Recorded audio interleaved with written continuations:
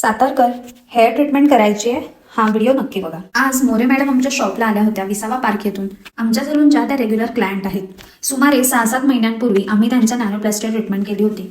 त्या ट्रीटमेंटची शाईन अजूनही चांगली मेंटेन आहे. हेअर हेल्दी राहावे, तर ट्रीटमेंट लॉंग लास्टिंग राहावी आणि रिलॅक्सेशन मिळावं, यासाठी रेग्युलर हेअर स्पा खूप गरजेचा असतो. म्हणून आज तन्वी मॅडमना हेअर स्पा देण्यात आला. हेअर स्पामुळे केसांना नरिशमेंट मिळते, स्कॅल्प क्लीन राहतो आणि केस सॉफ्ट, स्मूथ आणि शायनी होतात. शेवटी प्रॉपर ट्रिमिंग केलं आणि त्यांचा हेअर शेप मेंटेन करण्यात आला. यानंतर श्रुतिका मॅडम आमच्या सलूनमध्ये आल्या होत्या. त्यांनी आमच्या सलूनबद्दल इंस्टाग्रामवर पाहिलं होतं आणि आमच्या कामावर विश्वास ठेवून आल्या. श्रुतिका मॅडमना हेअर कलर आणि हेअर कट करायचा होता.